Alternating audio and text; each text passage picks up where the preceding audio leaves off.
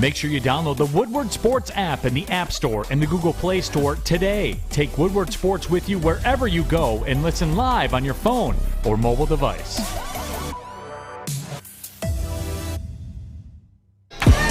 Welcome to the Woodward Sports Detroit Lions pregame show here on the Woodward Sports Network.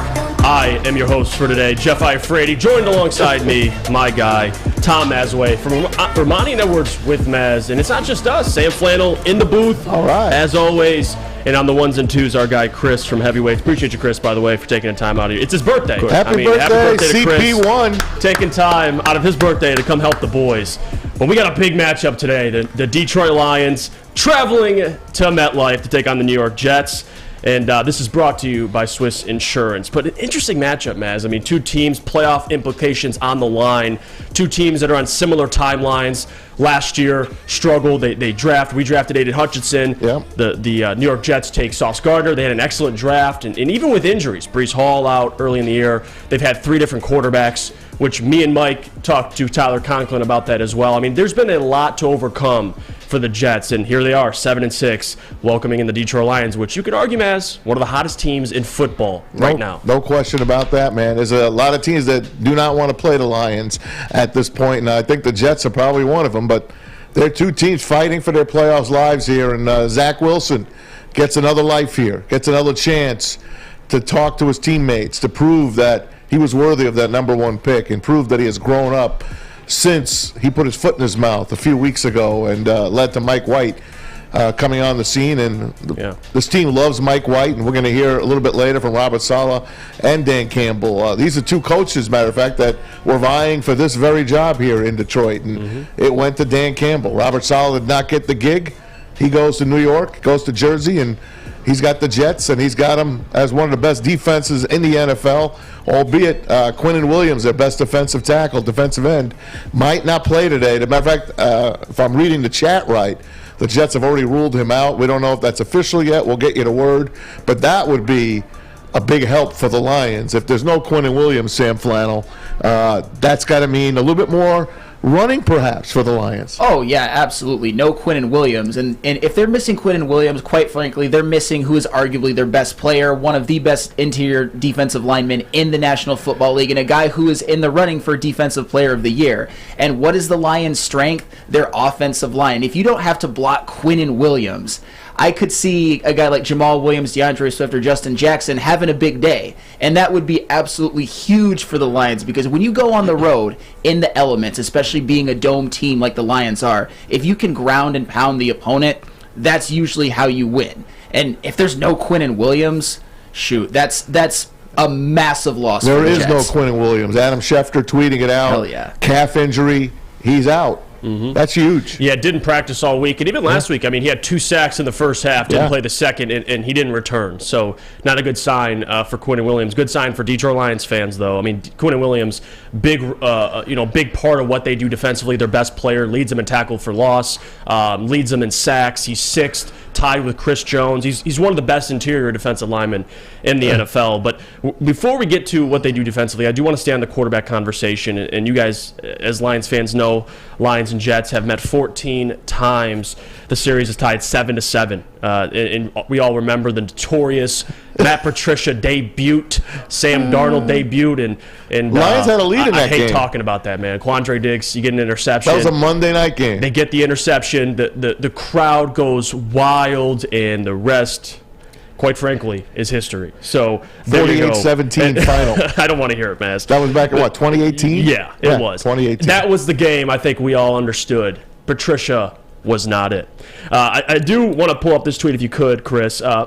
Mike White out, and that's big because for me personally, and I know, Maz, you're a big Mike White guy. Big time. Watching Mike White last year, I mean, he starts a game, he throws for 300 yards, over 300 yards. He looks good.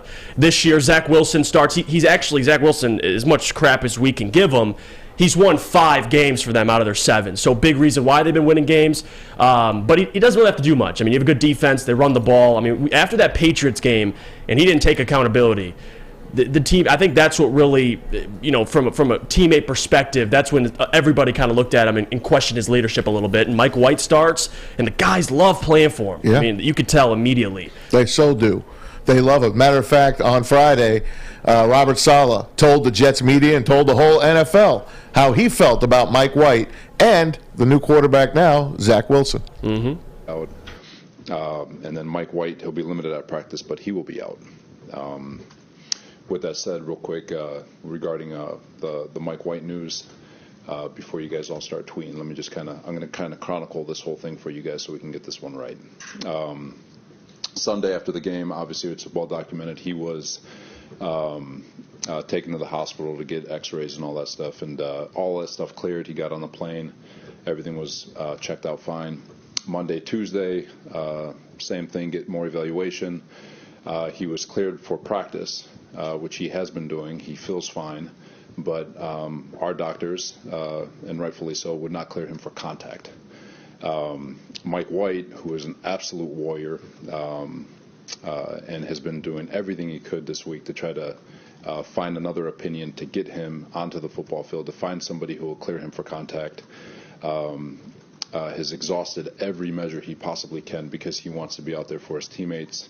That opinion will not change, and it's gotten to the point where we could drag this out to Sunday, guys, but this is one of those deals where we got to do what's best for the player and protect the player from the player. So he's been cleared for practice. He has not been cleared for contact, and so with that, this is going to be a great opportunity for Zach. When he was elevated to the number 2 quarterback, it was with the understanding that there's a strong possibility that he was going to play, and to prepare accordingly. He's gotten vast majority of the first team reps. He'll get all the reps today. He'll get all the reps tomorrow. And so we feel very comfortable about Zach's preparation as the first string quarterback, and that he's gotten his normal workload as a starting quarterback would normally get, with the limitations that were placed on Mike. But love Mike, love how hard he's worked to try to get back for his team. But at the end of the day, this is one of those deals where we've got to protect the. Credit to the NewYorkJets.com for that footage, and you kind of hear Saleh talking about it. I mean, the difference with Mike White, and I think the toughness is a big reason for that. I mean, you would have to essentially rip him off the field for him not to play, and the doctors didn't clear him. Obviously, last week, taking those hits against the Bills, and the rumor was, afterwards they had an ambulance waiting for him after the game to get a checkup. I mean, he played the game. He went to the hospital right after the game. He limped through that entire game. So Mike White, as tough as he is, he's not going to be able to play this Sunday. Does that sound like a coach to you, Sam Flannel, that is really excited that Zach Wilson's going to be playing today? No, it does not. But I also think it's a coach and it's a team, as a coaching staff and as his teammates, that love Mike White. I don't usually look a lot into this because Mike White has obviously played well, but it's not just that. He's got the toughness. The guys play for him. He's a leader. He's what I would consider a Robert Saleh kind of guy. And that's such a stark contrast between a guy like Zach Wilson, who got up on the podium and had one of the most tone-deaf responses to losing a game that I've ever seen in my life. He throws for 77 yards. The Jets score 3 points. They lose 10-3 on a game-losing punt return, and he takes no responsibility. When it was Zach Wilson, who 100% cost his team the loss by playing so terrible. And the weeks prior to that. Absolutely. I mean, Zach Wilson has not been good this year. And with Mike White, you've got a guy who the team plays for. Receivers. Garrett Wilson. Garrett Wilson, yes. He begged to have him play. He begged to have him play. There were guys that wanted to be traded if Zach Wilson was going to be the quarterback. And, we'll hear from Braylon a little bit later. He's in Jersey. But he has spoken to these Jets. And there's a bunch of them that, still have question marks about this guy, Jeff. Yeah, I mean, Mike White, what is there not to like about him? Late flyer in the draft. He comes in, and again, that's what happens when you draft quarterbacks. You never know. Something you've pitched before. You never know. To your point, Mike White, and I'm just going to say this, and I think you guys would agree with me. The eye test, Mike White is a clearly better quarterback than Zach Wilson. I don't care where you're drafted. Half the NFL is undrafted. So it's not about where you're drafted. It's about production. And to me, Mike White has produced. And as Lions fans would probably agree as well, you fear Mike White more than you fear Zach Wilson. I mean, early in the year, Zach Wilson, to me, except for the Miami game, they dominated Miami and he had like over 200 passing yards. He's pretty much been a subpar game manager didn't have to do a lot with Breece Hall early in the year. Now Mike White steps in. They have injuries in the backfield. And you see Mike White now, over 40 pass attempts. I mean, they're putting the ball a lot in Mike White's hands. Well, they can't run. And he's complete. But again, they can't run the ball. A lot is on Mike White's shoulders. They can't protect him. And you saw last week against the Bills, he took a couple of those hits, Maz, but he still completed it. I mean, he stands in that pocket, takes hits, and drives the ball downfield, something Zach Wilson couldn't do accurately. Jets took a big beating when they lost Breece Hall. I mean, when Breece Hall went down, matter of fact, he was trending towards Rookie of the Year, offensively at least, in the AFC. And to lose him, but they got themselves another back that they found off the scrap heap, and Z Knight there. So he could still run the ball. It's just a matter of if they could protect Zach Wilson, if they want to protect Zach Wilson, like we were saying before. But this is a playoff game. You know, the loser of this game is going to have a hard time making the playoffs. The Jets maybe a little bit better of a chance than the Lions, because the Jets sitting at 7-6, so are the Patriots and Chargers. The Pats and Chargers, two tough games today. One's playing the Raiders. I forget who the Chargers are playing, but I think they should win. Chargers are home. They're playing Tennessee. Matter of fact, just hit me. I like the Chargers in that game. I like the Patriots in that game. So the Jets, if they lose, they'd be 7-7, and they'd be a game back of that last playoff spot. Lions, I just think they got to win out. Sam, if they don't win out, do they make the playoffs? Period. I don't think so. That tie between the Giants and the Commanders, that's what's going to hurt them, because a 9-7-1 team trumps a 9-8 team. But the good news about this Lions team is they have it all set up for them. They've been playing the best football I've seen a Lions team play in years, and they have what we think at least is a pretty favorable schedule down the stretch. So them winning out and finishing the season 10-7, that is absolutely on the table. And your partner on the show, Ermanni Edwards and Maz, will have a lot of vindication, Ryan Ermanni, for picking him to be 10-7 before the season.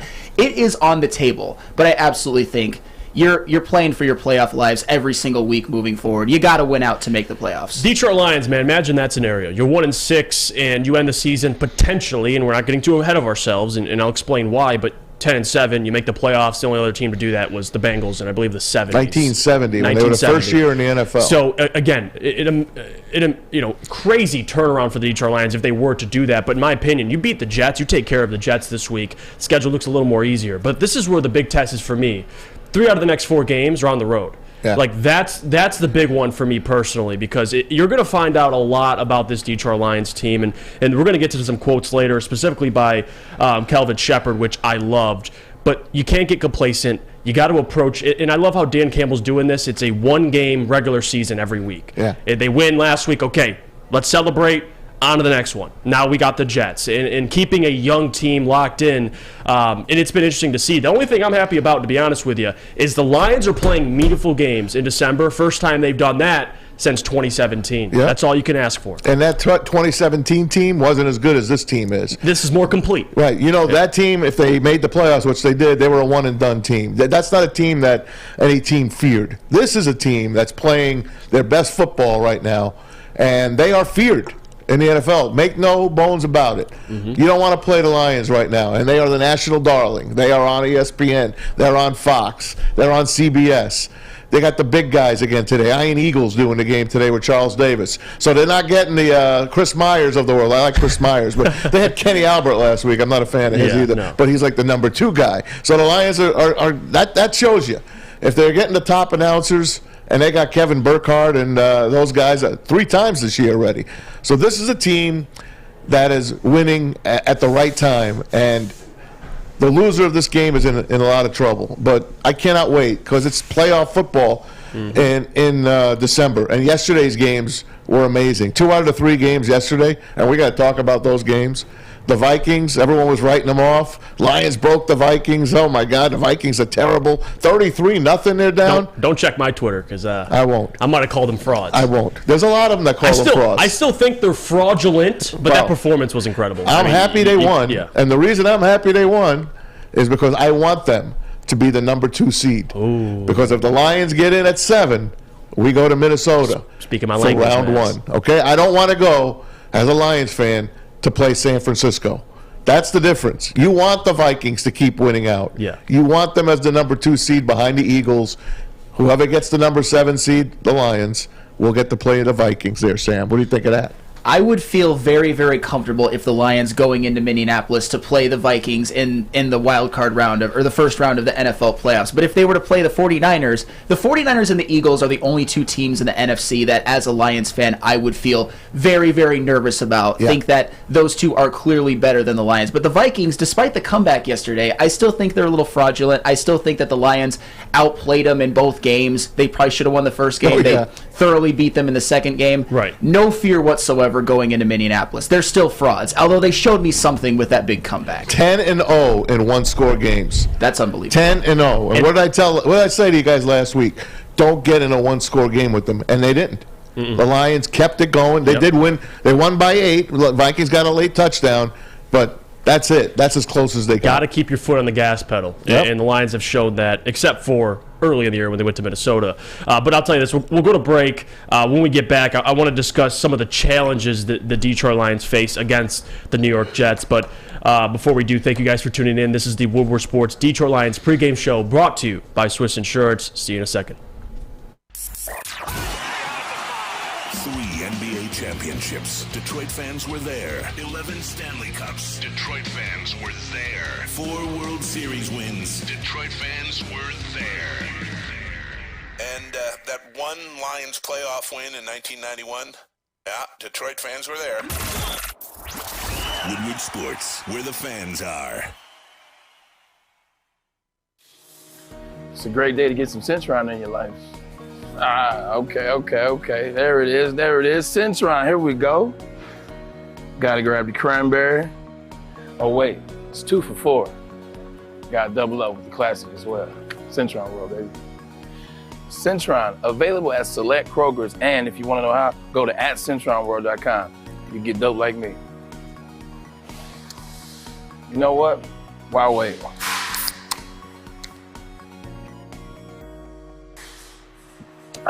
Great taste, guaranteed.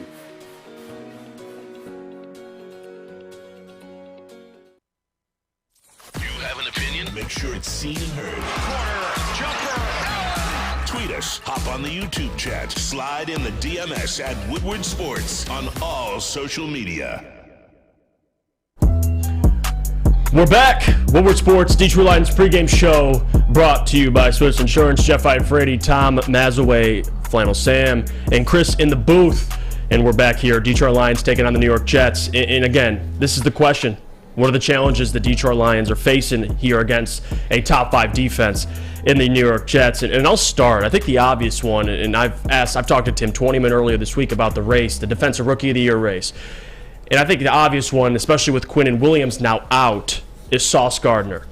And to draft a corner that high and to be able to produce and be one of the best corners, arguably the best corner this year, is unheard of. I mean, yes, I got a little love for him. Obviously, he's from the state of Michigan. He's from Detroit.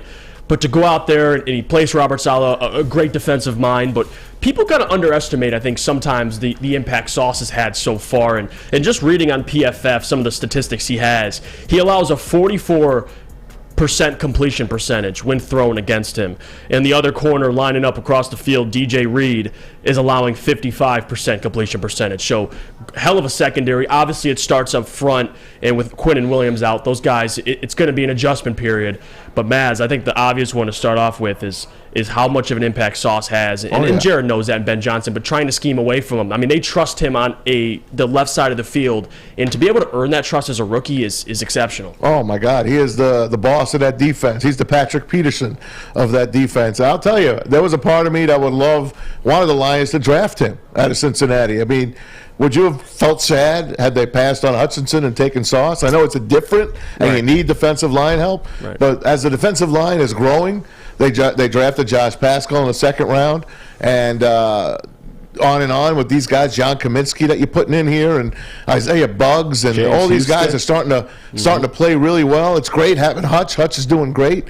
But would you have felt bad if you had Sauce and Jeff Okudah?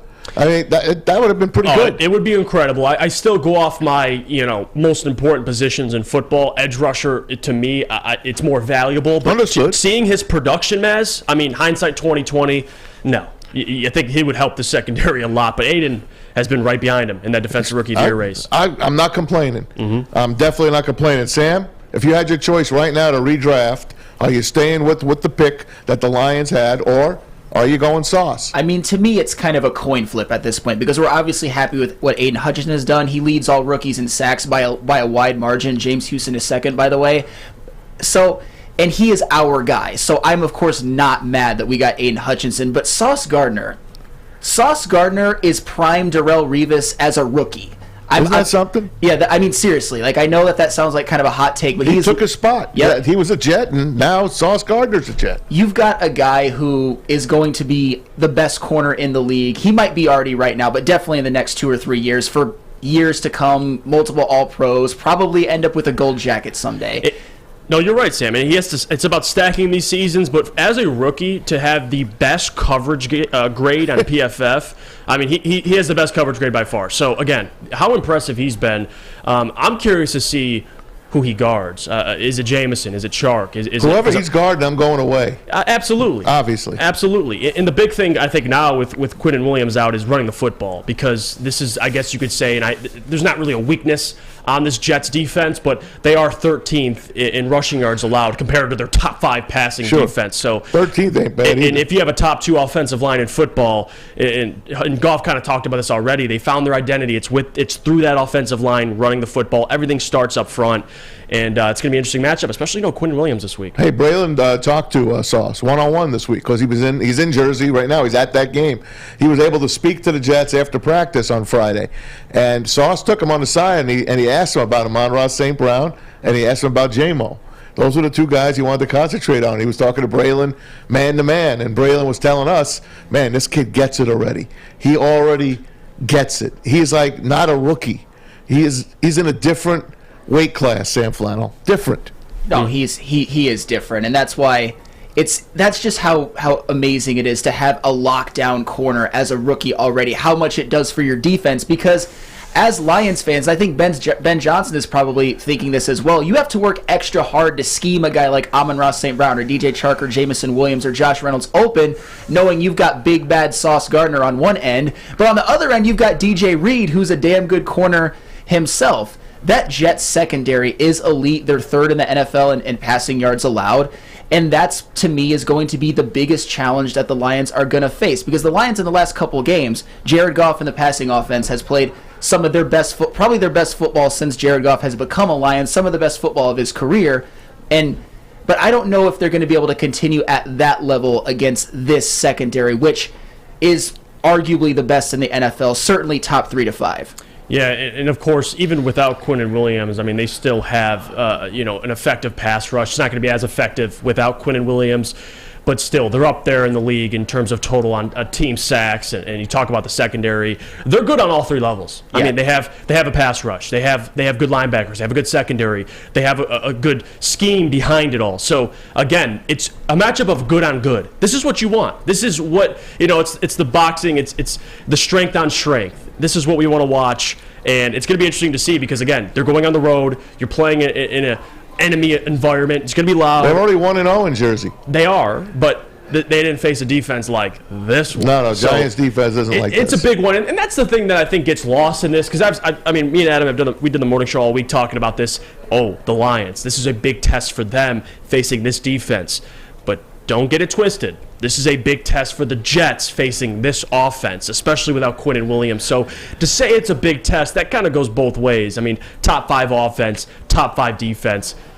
It's a matter of execution, and especially without Mike White, I'm curious to see that offensive production if Zach Wilson can keep that up. That's going to be a big question. I think he will, like I've told you guys before. And I sound like a broken record, but he's playing for his football life. He really is. This kid is going to come in, and he has got to earn the respect of his teammates again. And he's got to be good. Will he be number 1 draft pick good? Probably not. Can he be that good? I don't know. Could this team have missed that badly? How many people had this kid as a top 3 pick? A lot of the experts, Mel Kiper and the rest of them, they all had him. Oh, this guy, the Jets got themselves the guy. And could they have missed that bad? I know teams miss. Josh Rosen with the Cardinals. You can go on and on. Darnold. Darnold. At least he's hanging in there in the league. Jamarcus Russell. I'm talking about guys that are out of the league, number one picks. Josh Rosen is he's not even a fourth string quarterback right now. So Sam, I want to ask you, could the teams have missed this bad on Zach Wilson, or do you think he can still turn it around and be that number one quarterback? I think, me personally, that they missed that bad. I don't think Zach Wilson has it. But this game is huge. Like you said, Maz, he is playing for his football life. If he plays well and the Jets win, they might have something with Zach Wilson. I think there's still a chance, even with Mike White, that if Zach Wilson plays well, he can be their quarterback of the future. But if he doesn't and he flames out, he's in danger of being Josh Rosen, a guy who is basically done from the league after his rookie, or in Zach Wilson's case, second year, and he just ends up being a practice squad guy, a guy who's a third or fourth string and never really sees the field. So this is huge for Zach Wilson, although my eyes tell me, and what I've seen on the field, he just ain't it. And Chris, that would suck for Jet fans, and I'm a Jet fan. I'm rooting for the Lions today. You're a New Jersey guy. I'm a Jet fan. I mean, they are the AFC Lions. They truly are. The only Super Bowl they won, they were in the AFL. They do have that one Super Bowl, but they were not in the NFL at that point. They had Broadway Joe, and that was in 1969. That's a lifetime ago. I know, because I've lived that whole life already. But I'm telling you, man, it would suck as a Jet fan to have blown that pick. I mean, remember when they got Jamal Adams? Terrific corner, that kid. What'd they do? They trade him. He was a little malcontent. They traded him to the Seahawks, 2 number 1s and a 3 they got for him. And basically, he's just been an injury for the Seahawks. Seahawks got even, though, because they're going to be picking second this year in the draft. Thank you. Who'd they trade to get that pick? They let Russell Wilson go. All those to picks the Denver sucks. Yeah. I want to... Chris, if you have it, the Sauce Gardner clip, me and Mike sat down with Tyler Conklin this week on Jeff and Gentry. You can check that out, Jeff and Gentry, the show on YouTube. Now, Tyler Conklin is the Detroit boy. Yeah, 5'8", he's from Macomb County, my side of the town, and I got a lot of respect for him, what he's doing, putting on for the county. But if you could, Chris, play the clip of him talking about Sauce Gardner, because I loved his perspective on just his mentality. You know, every year you have first-round picks come in. And there's so much expectation that's put on someone that's drafted in the first round. And to be honest, for the most part, you usually don't see guys that produce right away, no matter what the position is, especially at the level that he's doing it. And I think that what sticks out for him is just how much he loves football and, how hard he works at his craft. And I guess the last thing would just be his belief in himself, because that's such a big thing in general at this level, is just you go through so many ups and downs as a player. And, you can never let your belief in yourself waver. And I think that's one thing for him, that he believes in himself and his talent so much that allows him to go out there and play to the best of his ability every Sunday.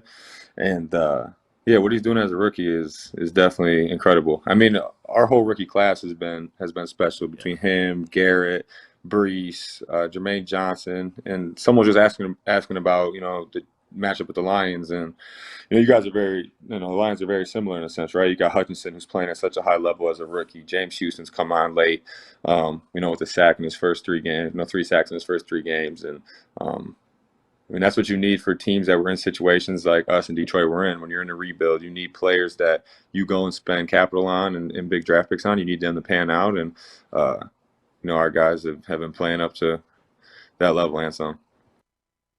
Right. And there you have it, Tyler Conklin. And I love what he knows what the Lions have, man. Oh, he dropped that little nugget at the end. And guys, go watch it. Jeff and Gentry show on YouTube. Full interview. We asked him everything. He really talked about a lot of great things. And one of the things he kind of gave us, a little peek on, and we're going to go to break, but real quick, Sauce Gardner and that mentality and how he loves football. And that's really the biggest thing about guys. Like, if you love the game, and you talk about Sauce asking Braylon for inside information, like, the guy just wants to win. He wants to be great, and it's a scary sight to see if you're facing him. Hey, Hutch is digging football, too. And Hutch is a pure football. That guy loves football. Lives, breathes football. You drafted the right guys. Yeah, There's question. No doubt about it. They're both going to be great players for years to come. We're going to go to break. When we get back, we'll talk more. We'll go through the injury report. And I got a couple clips I want to play. AG talking about the Jets, man, the team he played for. You're going to want to see this clip. I remember that. This is the Woodward Sports Detroit Lions pregame show brought to you by Swiss Insurance. See you after the break.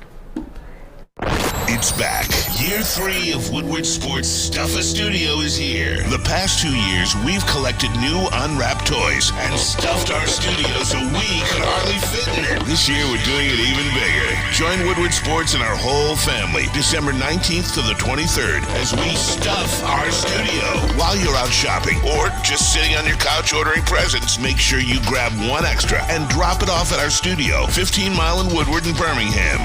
We'll be collecting toys around the clock to make sure every child in Mott's Children's Hospital feels the warmth of the holiday season. It's the time of year to do for others. Help us stuff our studio. Special thanks to all the wonderful elves at Meyer and Guardian Alarm for keeping the toys safe. Stuff a Studio 2022 with Woodward Sports. Introducing the Planet Fitness Guide to getting that post-workout glow. Step 1. What's your why? More epic energy? Better sleep? Blow off steam? Step 2. Join Planet Fitness for just $10 a month and get moving in our clean and spacious clubs. Step 3. Bask in that post-workout glow. Join Planet Fitness today for just $10 a month. Join today at any of the 50-plus Detroit area locations.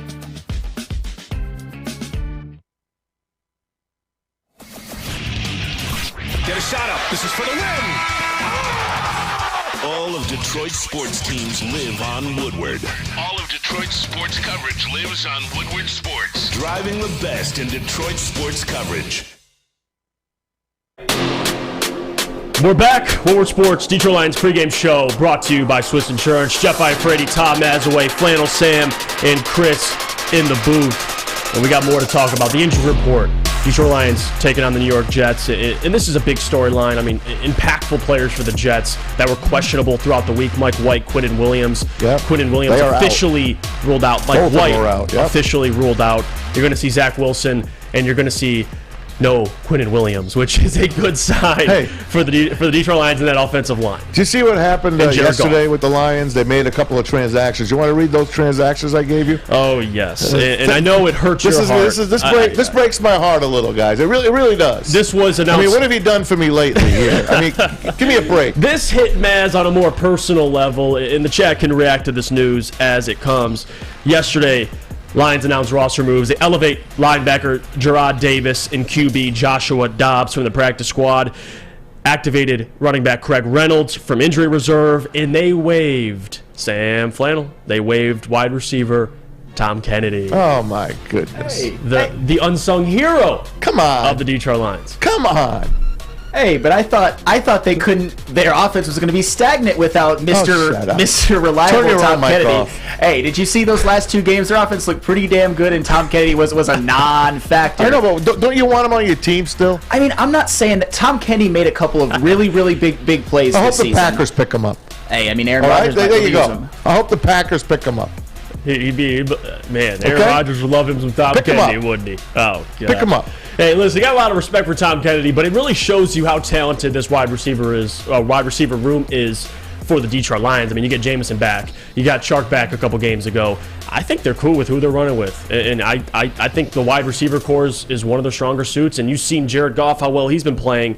You credit to that because the wide receivers are finally getting healthy. Hey, it is what it is, man. It's what have you done for me lately type of league. It's Christmas time, and what are we going to do for Tom Kennedy? We're going to cut you, Tom. I'm sorry. I hope they re-sign him to the practice squad at least. And life isn't fair. No, it's not fair. Life is not fair. I mean, let's put up the inactive, Chris.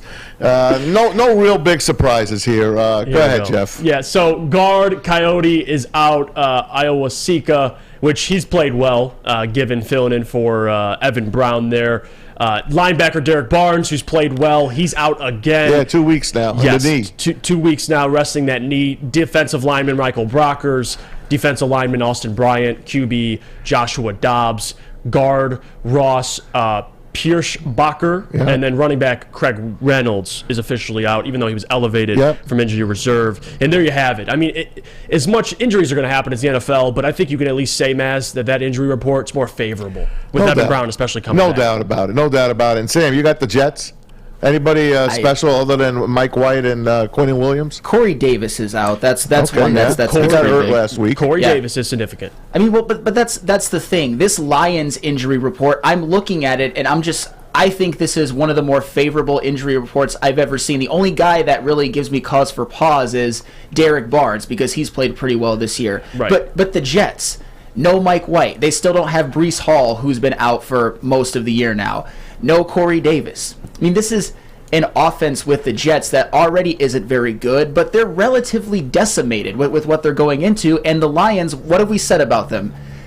It's not just that they're getting better, they're getting healthier. And right now, this is a healthy team, a healthy defense going to play an offense that, for the Jets, is missing some of their best players, and a defense that's missing Quinnen Williams, who's one of the best defensive players in the NFL. Yeah. The injury report vastly favors the Lions No this week. doubt, Sam. You hit it on the button. And you look at the injury report, especially no Mike White, no Corey Davis. You talk about the Lions defensively and how well they've played, especially against the run over the last 4 weeks. But I want to play this clip because Aaron Glenn, played for the Jets. Love AG. You could tell, and AG seems like, again, former player. He's taking these matchups personally, which I love, especially AG, and the players are going to play hard for him. But watch this video, Chris, if you could play it. His mentality playing the Jets. Anytime I have a chance to go against this team, I want to beat the hell out of them. Even though I have a lot of love for that organization, I really do. But I want to beat the hell out of them. I want to beat the hell out of them. Yes, sir. Aaron Glenn. Yes, There's sir. no coach talk from him. We just another team. No, I want to beat the hell out of them. He'll be shaking those guys' hands. He'll be shaking their hands. Yeah. But you know what? When it comes down, when 1 o'clock hits, it's every man for himself, baby. And on the flip side, AG did give some respect for Robert Saleh, Dearborn native. And Chris, if you could play that for us, here it is. Big fan of his, really big fan. I love the energy. I love the message, things that he say to his team. And I just love everything what he's about as a coach. You remember the message? Remember what he said about a month ago? Hey, you want to make fun of us? We're losing. Want to make fun of us? I'm taking receipts. Mm-hmm. Robert Saleh said, I'm taking receipts, and I'm going to be back. And he's got this team at 7-6. Yeah, they've been struggling the last few weeks, dealing with injuries, losing a couple of close games. They can't beat the Patriots. That's been said for a lot of teams. They lost 17 straight to those bums. But nonetheless, he's still got the Jets, a 3-4 win team last year. Yep. On the precipice of being in the playoff hunt in the AFC. And hats off to Robert Saleh, who I really wanted as the head coach here in Detroit. And he really wanted the head coaching job here in Detroit. From what I understand, he would have crawled through glass to get this job. And from what I understand as well, the interview, he even admitted it, he didn't have his best day during the interview. It was a Zoom call. And he said, I just didn't have it that day. Some days you just don't have it on an interview. People know. People interview for jobs all the time. Right. They talk to your boss all the time. You ask for a raise, and you go in there, and you really don't know what to say. And I guess Robert Saleh had that kind of day, and the Lions passed on him, and they brought Dan Campbell in, who I love, and as you guys know, I stick up for. And I know he's going to be a great coach, surrounding himself with great coaches to help him. Yeah. So the Jets, two of my favorite teams. The Jets and Lions got two great coaches. How could I complain? And as much as, the coaches are so similar in terms of them being leaders of men, and Chris, if you have it as well, Tyler Conklin, Jeff and Gentry show, we asked him about the similarities. That show of yours is pretty good. Listen, Tyler Conklin was dropping a lot of quotes. I got to get these to the people. Let's go. He talked about, I asked him, is Robert Saleh as intense as advertised? How is it playing for him? And he actually worked out for Dan Campbell in the draft process. Take a listen to this.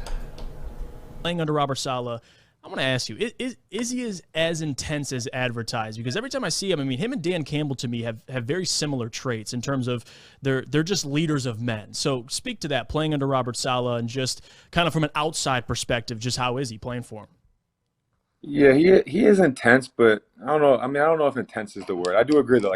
So when I was coming out, I had a workout with Dan Campbell when he was a tight end coach for the Saints, and I loved Coach Campbell when I had my workout with him. I thought he was awesome, and I always heard that about Saleh when I was kind of going through free agency and whatnot, of him just being intense. But I think you kind of hit it right on the head with just being leaders of men. He practices what he preaches, right? He's all about hard work, going the extra 60% is a big thing for him. It's kind of goes along with just his. He's very fascinated with like the military, Navy SEALs, and so like he lives by what he says, right? He's up 4 or 5 in the morning working out. He's running the stairs before games, so he does what he says he does. See, I love that too. We mentioned it, Robert Saleh, and he does what he says he does. And I think Dan Campbell and Saleh are similar in the mold of they practice what they preach. Like Dan Campbell gets up in the morning, works out early, he's there, he's ready to go. Saleh's the same way. You think he works out? Oh, well, yeah, no question he does. He's got like 3 necks. It's different when a coach is preaching that mentality of playing hard, never quitting, and at the same time, they're going 110%. Players love that. And I think that's the similarities they have with their players is guys want to play for them. They're leaders of men, and players have a lot of respect for them. And that's a big part of this, Maz. I mean, players, you got to have them play for you. Remember that was the opposite with Matt Patricia. Remember the up-downs? Yeah. Remember Dan Campbell, up-downs and hard knocks? Yes. Damn right they love him. Yeah. He's one of them. Goes around tapping them all. He's not kicking them like old Urban Meyer. He's going around tapping them, telling him he loves them. Yeah. I remember the first Hard Knocks. I remember him talking to Shane Zylstra. Shane Zylstra, number 84. It sticks out in my head because number 84 should never be worn by anybody but Herman Moore. So I'm like, who is this 84 guy he's taking on the side? And I told the guys that day, I'm like, this guy ain't going anywhere. He's keeping Shane Zylstra. And then you get Brock Wright. And then you draft James Mitchell. So what happens? They trade T.J. Hockenson away. If there's a position he knows, and he liked your guy, he liked Conklin, if there's a position that Dan Campbell knows, it's the tight end position, all right? And he goes around, and these players, you can just see, they'll run through a wall for him, and they're doing that, Sam. Absolutely. I mean, Dan Campbell, obviously when the year started, I think we all had some questions about him, but how this team has responded after 1-6, not quitting, not giving up, winning 5 of their last 6, getting to 6-7, that's a testament to Dan Campbell's leadership. And I think right now we're in a position where we're all happy with who we have, and Jets fans are happy with who they have. Both teams are sort of a year ahead of schedule. They're both in a rebuild, but they're both going after playoff spots this season. And I think that's a testament to both of those coaches. I mean, with Robert Saleh, too, the defense is playing really well. And what is Robert Saleh's calling card? The defense. And one of the things about a Dan Campbell coach team is he has the leadership down. With X's and O's, you still have your questions, but he's hired great coordinators in Ben Johnson, Aaron Glenn, and his team didn't quit on him when they were 1-6. They could have easily given up and tanked the season. I think they would have if they were playing under Matt Patricia, but that speaks to how great of a leader Dan Campbell is and how he has his players buying in. Yeah, and to keep them buying in. I mean, you start 1-6. They're not clicking on all 3 phases, special teams, defense, offense. It was really just the offense for a majority through that 7-game stretch. And as much as you can give him flack, well, you haven't won a road game, you're 1-6. The thing I'd give credit for, Maz, is, and you're seeing it play out, they won 5 of the last 6. Maybe he was correct this entire time. I mean, Sheila Hamp, coming out and preaching patience, and everyone getting aggravated by that. We've been patient. But you're finally seeing it, Maz. There's a reason why the coaching staff, the organization, leadership has telling people to be patient because it's finally panning out that way. Hey, Dan Campbell was hired. He gave him a 6-year contract. You don't see that many times. They believe in this regime. Brad Holmes, we've already seen the nuggets that he has brought out in the late rounds and in the early rounds. He hasn't missed very much. He has not missed very much. We'll see about Josh Paschal. I believe he'll be a Jeff Okudah reclamation project till next year. And I don't mean anything bad about him. We just don't see much about him. He's been injured. But here's a guy in Dan Campbell that he just gets it. Brad Holmes just gets it. Sheila Hamp told us to relax. We're going to get there. I know it's hard for Lion fans to relax. They've only won 1 playoff game since the 90s and haven't won a championship since 57. We all know rebuilding since 57. But this ain't the same SOL. It's just not. It's a great thing to see. I really feel vindicated right now as a Lion fan. And we're playing meaningful football in December. That's what she asked for. And that's what we all asked for. They got to win this game today to maybe get a few more people on the bandwagon. And that's going to be great. No, they're playing great on all three levels. I mean, special teams, Michael Badgley's coming alive. Defensively, they're really a top 20 defense over the last couple games. They're trying to be middle of the pack. Ever since they made the coaching changes, let's face it. Absolutely. Last year, who'd he get rid of? He got rid of his offensive coordinator, Anthony Lynn, good friend of his. This year, another good friend of his. They sent Aubrey Pleasant to the unemployment line. He only lasted a few days. He went to Green Bay, but still, since then, they were 32nd. They moved up to 19th. In the backfield, defensive backfield. And on the Pro Football Talk power rankings, they were 32nd just 5 weeks ago. Yeah. They are 15th now. And I know that's just guys' opinions, but still, they're on the left side of the ledger now, on the way up. They are.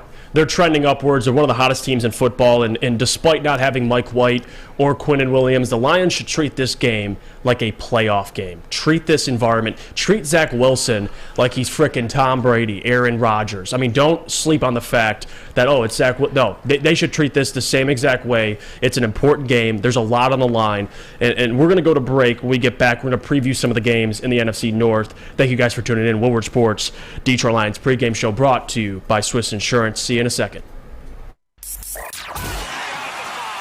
NBA championships. Detroit fans were there. 11 Stanley Cups. Detroit fans were there. 4 World Series wins. Detroit fans were there. And that one Lions playoff win in 1991, yeah, Detroit fans were there. Woodward Sports, where the fans are.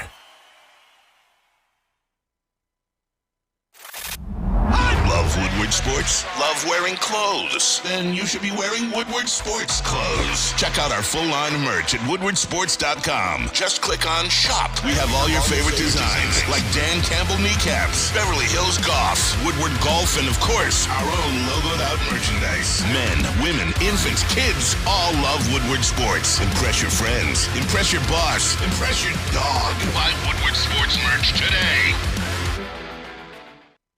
Jeff Akuta and Wicked Awesome Wishes present Hope for the Holidays. Jeff Akuta gives his financial support, time, and love for the city of Detroit with Chad Johnson and his amazing foundation, Wicked Awesome Wishes. Together, Jeff and Chad have been game planning all year long to make this Christmas one to remember for underprivileged children and their families. Special thanks to Lions players Amon-Ra St. Brown, Tracy Walker, Will Harris, and more, along with Lions alumni Lomas Brown and Joyak Bell, and the awesome people at Lighthouse Coolidge Community Building in Oak Park. Together, we'll make sure every child has new shoes, warm coats, hats, and socks, plus free haircuts to help everyone feel their best. And don't forget Woodward Sports, Braylon Edwards, Ryan Ermanni, and Darren McCarty will be there too. Hope for the holidays from Jeff Akuta and Wicked Awesome Wishes.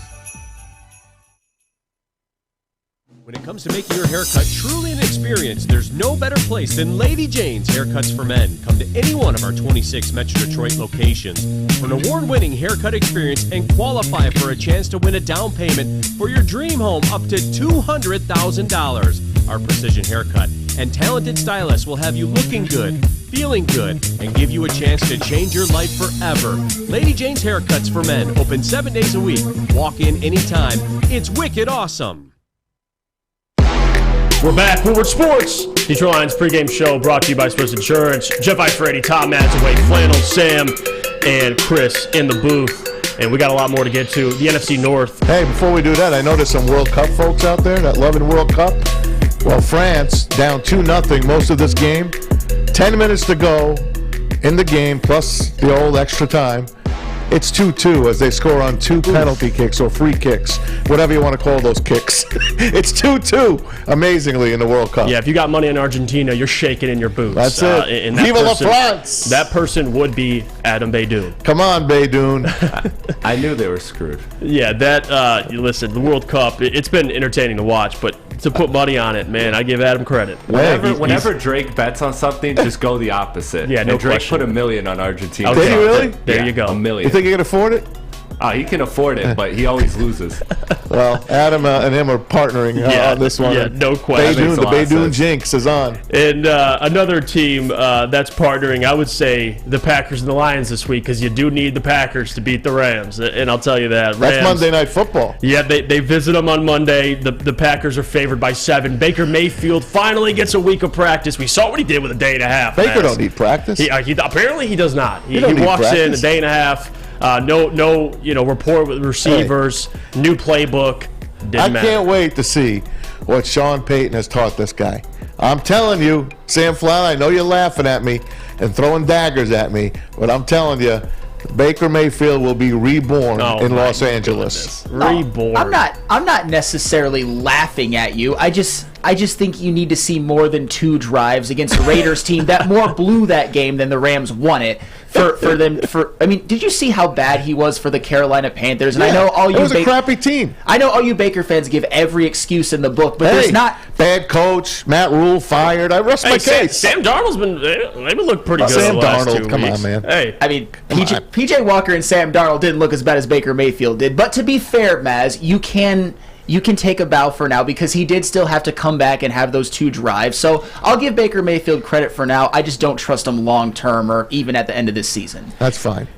Well, the Lions fans are going to be watching this game. I'll tell you that because right now you have the 4th overall pick in the NFL draft, and you want that to trend upwards. Well, who do you like in that game? I'm going to go with the Packers. I'm going to be honest with you. If we're doing Pick'em, I mean, I'm going with the Packers. We're doing Pick'em on these games, right? Yes, but if we're talking about what do I hope... No, I know who you want. Yes, yeah, no, but no doubt I'm going with the Packers, no doubt. Now, if the Green Bay wins, they're still alive in the playoff, though. The more they stay alive, who do the Lions play at the end of the year? That's where I'm pulling. I'm pulling both sides, but I'm going to go with the Packers. I think Aaron Rodgers now, they'll be ready to play. They're at home. I'm going to roll with the Packers. I think they cover that 7 points. All right, Sam? Yeah, I've got the Packers in this one. It's still home at Lambeau Field on Monday Night Football. And something that's kind of quietly gone under the radar, Aaron Rodgers may have found his new number 1 wide receiver in Christian Watson. They've had quite a connection. Aaron Rodgers is still a damn good quarterback. They still have 2 good running backs, a defense that has some good personnel with Jair Alexander, Quay Walker, Devondre Campbell is back. They've been underachieving. Yes, they've absolutely underachieved, but this is a Packers team that I think could go on a bit of a run and maybe make that last game at Lambeau Field against the Lions something meaningful. Give me the Packers. Yeah, and it's a team that's getting a little bit healthier. I mean, Romeo Doubs is coming back. Still a weak wide receiver core, but to your point, Christian Watson has been a touchdown machine. Pretty much has a touchdown in every game he's played in.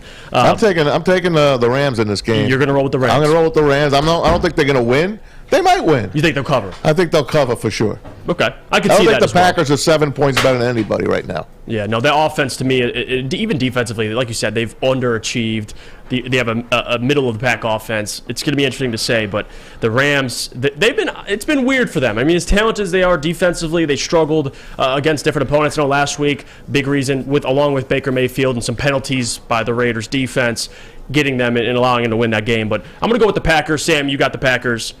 Yes, Packers. And then you got the Rams I got to cover. the Rams. I got the Rams to cover. All right, moving on. Might even win. The Eagles visit the Bears. Eagles are -9 right now. In Chicago. In Chicago. I wonder what kind of weather there is in Chicago. Justin Fields, I mean, over the last couple weeks, a little banged up. He had the shoulder injury. Let me go to my weather app while you guys talk. Then he had the flu. But still, I don't think there's much discussion for me, Sam, and I know you probably agree with me as well. Robert Quinn revenge game. A guy who was traded to the Eagles and hasn't really done much for them. But I got the Eagles. I mean, they're the best team in the NFC all year. And for a team like the Bears who struggle stopping the run, the Eagles are going to run all over them. Am I wrong for that? Perfect weather, by the way, in Chicago. In perfect weather. No, you're not wrong. The Eagles, I have the Eagles big in this game because the Bears, something that I think has gone a little bit under the radar because it's the Bears and they just suck all around. Their defense... Not Justin Fields. Justin Fields has been good, but their defense all around since they got rid of Robert Quinn and...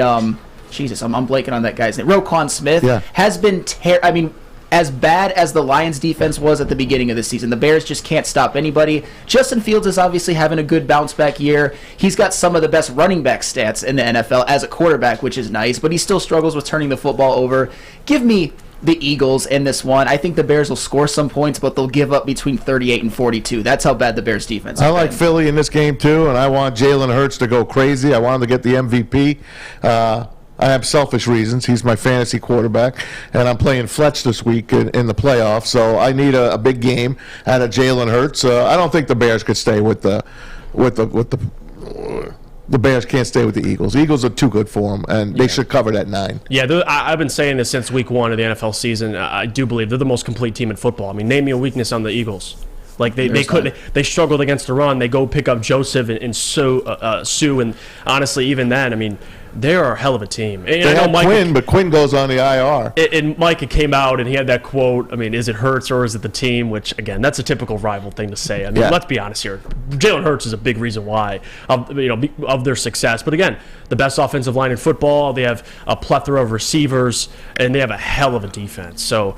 Give me the Eagles to cover here. I just think they're going to be too much for the Bears, and I like the 9 points, so I'm rolling with it. Now the Bears again would probably you don't want the Bears to win this game. I'll ask you why. Because if the Bears win this game, at least they'll have a little competition with the Rams as far as draft picks go. You don't want the Bears to lock up a draft. See how I'm just giving it to you. If you want to root for the Lions, you want to root for the Bears in this game. Somehow, some way, you hope Chicago and Justin Fields can run wild here and maybe steal one. They're home. I'm just saying, Lion fans should definitely be rooting for the Bears this week. Yeah, no, you're absolutely right, Maz, and I think that's kind of the pull between both these NFC North games is you want the Packers to win, but you don't. You want the Eagles to win, but you don't. Yeah. So again, I wouldn't be mad. I'll say that. I wouldn't be mad if the Bears win this game. You can hope that the Bears win, but actually think that they can win are very different things. I wouldn't be surprised if the Eagles don't punt once in this game. That's how bad the Bears defense has been. So I don't think there's a chance in hell that they can stop that high flying Eagles offense led by Jalen Hurts having an MVP type season. He has his number 1 wide receiver in AJ Brown, that great offensive line, Miles Sanders. They're going to score over 40 in this game. I think the Eagles will. So you like the over? I do. You think the Bears are going to score on them? I think the Bears will score between 21 and 24. I mean, Justin Fields he's had a good year. He's probably the best running quarterback in the NFL right now. The problem is his passing is still a little bit behind, but it's getting better. He has no receivers, by the way. The Bears' top 2 receivers are out. Yep. He has just a bunch of no names. I don't even know these guys, and I'm an NFL junkie. Hey, Amon-Ra St. Brown's brother, Equanimous. Yeah, Equanimous. He's their number 1 guy. He should not be anyone's number 1 guy. There you go. I rest my case. Yeah, and on top of that, I mean, they haven't been able to protect Fields all year. So, bad offensive line, no receivers, bad defense. I mean, listen, Fields he's got a lot going up against him this week. But would not be mad if the Bears won there because of draft reasons and the Rams lose. We're going to go to break. When we come back, we're going to talk a little more about the Lions and Jets. I got some clips here. Robert Saleh commenting on the Detroit Lions. You guys aren't going to want to miss that. But thank you guys for tuning in. Woodward Sports, Detroit Lions pregame show brought to you by Swiss Insurance. We don't like to brag that we are the toughest sports network in Detroit, but we do have a guy named Darren McCarty on our side. Lemieux and McCarty, who've had a good knockdown drag up. There they go, right on the whistle. They were talking to one another. Woodward Sports. The sports marketing agency would not be who we are without great community partners like Higuera Health and Carol Zuniga. It's an awesome opportunity to partner with your organization. Higuera Health is a comprehensive behavioral health organization. We serve children through older adults with mental health, substance use, and developmental disabilities across Western Wayne counties, and really excited to now be in downriver communities as well.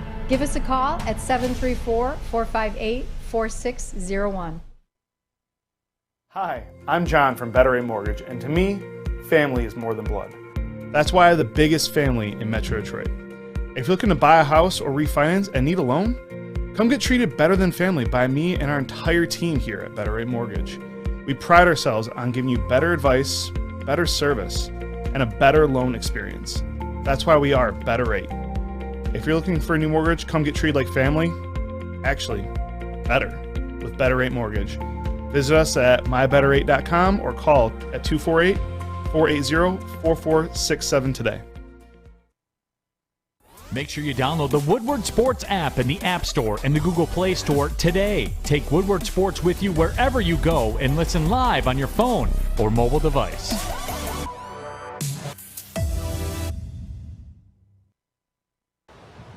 Maddie Miller here with your Detroit Lions pregame report. The Lions are looking to keep their winning streak and their hopes for a playoff run alive with a win on the road against the New York Jets.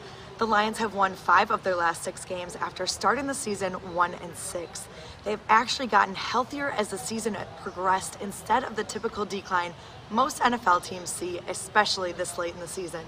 The Lions will have a bit of an advantage today as Jets' Quinnen Williams has been downgraded to out with a calf injury. Williams is a massive part of New York's defense and is a huge loss for this team today. Another loss for the Jets is in the quarterback position. Mike White suffered multiple consecutive rib fractures in last week's game against the Buffalo Bills and is out for today's game as well. White says he tried almost 10 doctors to try and get cleared, but none of them would give him the green light to play. That being said, the Lions will be facing Zach Wilson on the field. The only concern for the Lions was a bit of an illness bug that has been looming in the locker room the last couple of weeks, but it hasn't caused a significant loss. All of the sick players this week, with the exception of Michael Brockers, are active in today's game. Detroit made a couple roster moves yesterday, waiving wide receiver Tom Kennedy to make room to activate running back Craig Reynolds from IR. However, Reynolds has been named inactive for this matchup with the Jets. That's all I have for you right now. I'll keep you posted as more news comes in. There you have it. Maddie Miller, our Detroit Lions beat reporter, talking about the injuries for both teams. And again, Woodward Sports, Detroit Lions pregame show. We're back. Jeff Iafrate, Tom Mazawey, Flannel, Sam, and Chris in the booth. And you heard her, Maz. 10 doctors. Mike White tried to go to 10 different doctors to be able to play. I mean, you heard Robert Saleh earlier today when he said it. He's like, this guy did everything he could. He went to witch doctors. I mean, he did it all. He went to every doctor in the tri-state area, still couldn't play. Man, he's tough. Yeah, that's the guy you want on your team, because when you have fractured ribs, it probably hurts him just to breathe every second of every day, and he wants to play football. That's how bad this guy wants to win. That's how badly that he wants to be the first teammates, and that's how big he realizes that the game is. Even though he's probably putting his long-term health a little bit at risk, that's the guy you want on your team. He did not want to give Zach Wilson another chance. That's what it was, man. Let's face it. That's a good point, man. Let's face it. Let's be honest here. Yeah. He wants that job, and I'm just going to say it. I'll say it again. I'll brag. Last year, I said on my show with Ryan and Braylon that the Lions should trade in the offseason for Mike White, and Braylon even laughed at me. He's a winner. Yeah. He's a winner. Now the Jets. You couldn't pry him away. You couldn't pry him away. Yeah, those players love him. Absolutely, the coaches love him. And I want to. And I'm not taking anything away from Jared Goff. Absolutely, right? Jared Goff's playing great. But as a backup, he's playing his best football. But how nice would it be to, hey, Mike White's in the wings. Someone coming up. We got nobody coming up in the wings. Yeah. And I believe that we'll get our future quarterback, in this next draft somewhere. Yeah, an emergency quarterback, which Lions don't have. I mean, if Jared Goff's out, the season's over. I think regardless, it's over. But if you have Mike White, Nate Sudfeld, it's over. Joshua Dobbs. But I want to play some clips here. One from Dan, one from Robert Saleh, and you guys can hear their perspectives. Here's Dan Campbell talking about the importance of this game and why both teams, it's a must-win. We're both jockeying for playoff positions here. You know, I think this is critical for both of us, and so. This is a heavyweight fight, And there you go. I mean, Dan Campbell, real as it gets. I mean, he understands what's at stake. I mean, the Lions, the Jets, everybody does. And Saleh kind of was asked on our own show here at Woodward Sports, Spartan Dog for Life. Shout out to those guys. They had Robert Saleh on, has ties to Michigan State. And he talked about just Dan Campbell, the Lions, and how both teams are more similar than people think. But you just watch on tape, Dan Campbell, their staff represents, I feel like we're looking in the mirror, two teams that play their tails off, gritty, love what they've done with their offense, their O-line, their receivers, all of them. They just, they fight, they will fight. And so it's going to be a really cool game to watch. It's, from teams that just play balls to the wall and have guys who have great character and from a locker room standpoint, guys who strap up and lay it all on the football field. It's all you can ask for. And there's not, he's doing a phenomenal job. And what they're putting together is not fake. They're going to be good for a long time. I love that. They're going to be good for a long time. That, to me, means more than anything. Because, let's face it, this year I wasn't expecting the playoffs. I wasn't. I still really, it's just a pipe dream, really. Right? It is a pipe dream, right? But next year is the year where you really want them to take that step. Hey, it's nice right now that we have an opportunity to go from 1-6 to a playoff. First time a 1-6 team can make a playoff since 1970, where the young Bengals did it. Their first year in the NFL, they were an AFL expansion team. Them and the Dolphins. But this is it, man. Next year is the real year for the Lions. And what I loved about what Rob Saleh said is they're mirror images. Both these teams on the rise, one in the AFC, one in the NFC, mirror images of each other, Sam Flannel. And next year is the year. Am I correct? I mean, it is the year next year. But, hey, this year, this is what all rebuilds have and what all young teams have. It's a progression. Last year, they both weren't very good. I think the Jets had 4 wins, the Lions had 3.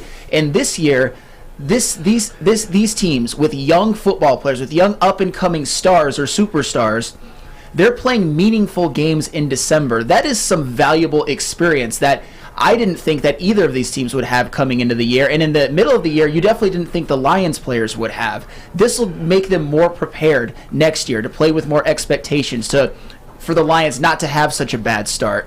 It's just, these guys, they're playing meaningful games in December. One of these teams or both these teams could make the playoffs way ahead of schedule. You cannot overstate the importance of this, and you cannot overstate how great of a job both coaching staffs have done, both under Dan Campbell and Robert Saleh. It's amazing to see. Yeah, and it's a little bit of that, I don't know if this is the right word, but the honeymoon phase where Lions are winning games, everybody's excited, but next year, there's no question.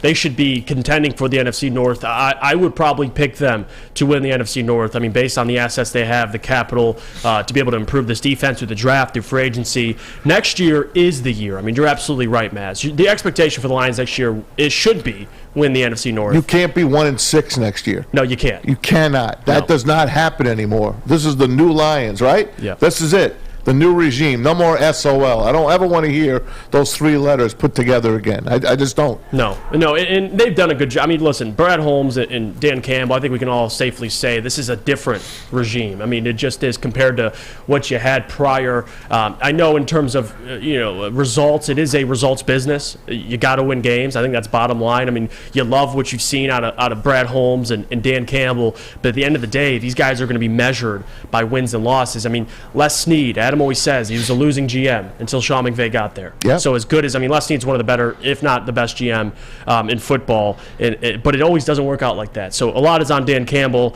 but everyone has confidence in him. I mean, you've seen over the last, they won 5 of the last 6. Not even on all 3 phases of football, but people bring up Dan Campbell hasn't been going for it. And my argument for that, Maz, is he finally has a defense he could trust, and he finally has a kicker he could trust. Yes. And that does change things, or at least your approach to being aggressive. He did go for the fake punt, but to our surprise, yes, it did work, but it's not like he's been going for things like that every single game. It's been timely. All those things that he did in his previous coaching life, and I'll say that last year, the first half of this year, it's paying off this year because no coach knows what the hell this mad scientist is going to do on 4th down. They have no freaking clue, and that is what you want. And they're playing for this guy, man. This guy, he gets it. And the reason he's not going for it on 4th down as much anymore is because they're making 3rd downs all of a sudden. They're not getting all those 4th downs. And when they are, it depends on where on the field they are. He'll kick, go for it, or punt it, whatever it takes. But right now, the last 6 weeks, take that Buffalo Bill game away because I didn't like what he did in that game. But the last 5 weeks, he's been on top of his game and calling a great game. Mm-hmm. And his clock management's still got to get better. It's still got to get better. That's all I'm asking for, Sam. Yeah, the clock management, that is something that we still haven't really seen Dan Campbell be tested in and really thrive. But when you beat teams by 2 scores, you don't really need to manage the clock very well. And that's what the Lions are doing. They're a good enough team to thoroughly dominate other good teams from snap to snap. And that is great. That is just, it's unbelievable to watch the Lions do that. When you watch these games and you're never even worried, you know that the Lions are clearly the better team. Against the Vikings, who are an 11-win team, at New York, which was Dan Campbell's 2nd road win, those were thorough beatdowns. But, and another quick thing is that, to me, it's okay to kind of look at hindsight. One of the reasons why lately his fourth downs, we're not questioning it, is because they're working, because he doesn't have to do it as much, because he seemingly makes smarter decisions at smarter times. And when they do go for it, they call plays that work. And it's funny how it works out that way, because there's many of those cases. Imagine if that fake punt didn't work. We'd be... Yeah. Oh my God! Yeah. Dan Campbell would be public enemy number one. How could he do it at his own 28-yard line? Absolutely. Yeah. When they work, he's a genius. It's funny how it goes, but it's okay to look at hindsight. Of course, I remember the first Minnesota game. I defended him. That play, that fourth down where he could have kicked the field goal, went for it, or punted. No matter what he picked, if it didn't work, you're going to be all over him. Right. And it didn't work. Well, he didn't have a kicker he trusted, which sucked. But they got a kicker now that they trust a little bit better. Hey, Justin Tucker missed 2 field goals yesterday inside of 50. The best kicker in the NFL history, Justin Tucker. Mm-hmm. So what happens? You don't really want to put a game on a kicker, do you? No. Do you really want to put it on a kicker? No. You don't. Yesterday, Jeff Saturday, he can't coach. He don't know how to coach. Should have kicked the field goal at the end of regulation to win the game. It was only 53 yards. Instead, he goes for it. Then he calls timeout. Then he goes for it again, and Matt Ryan gets stuffed. That's how you lose. That's how you lose. Jeff Saturday is learning on the job, and he's never coached before. Dan Campbell learning on the job, but he's had experience. He's been with Sean Payton, Bill Parcells.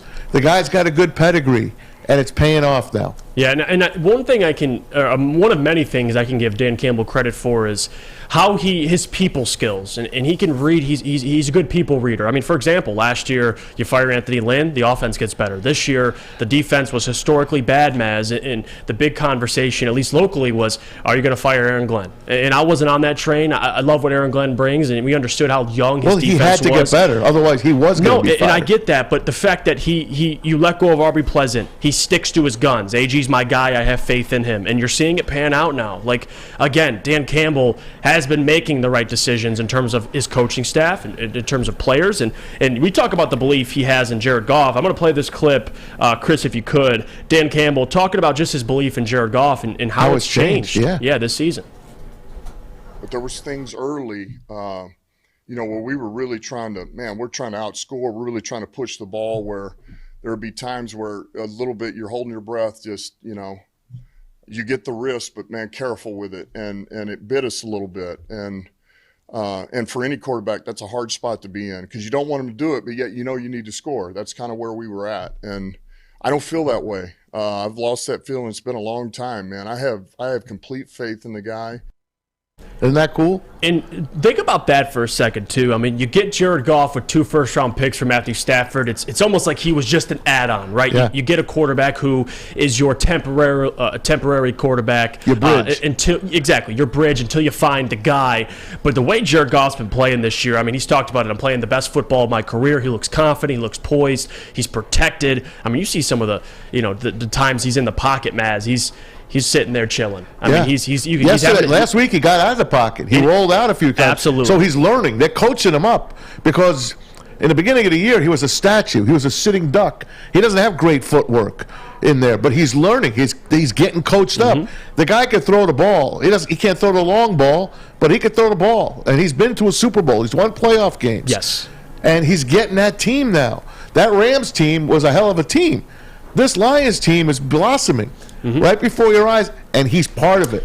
And Jared Goff, I mean, this is a guy I believe you could win a division with. You can win playoff games with. I think winning a Super Bowl, I'm a little on edge about that. I want to see more of this Jared Goff. But to Jared Goff's credit, I mean, he's not making as much as Kyler Murray. He's better than Kyler Murray this year. He's a top 10 quarterback. I know Kyler Murray just got injured, but before that, he's a top 10 quarterback in the NFL. You could argue he's outplaying his contract. Love what he's getting paid. He's under contract for 2 more seasons, and you have so much flexibility with Jared Goff. And Sam, I want to ask you too, Jared Goff and how he's changed the narrative. What are your thoughts on him just this season so far? I mean, Jared Goff, he's had arguably the best season of his career, definitely the second best at worst other than 2018. Jared Goff is top 5, tied for 5th in touchdown passes, top 10 in QBR, rating, completion percentage.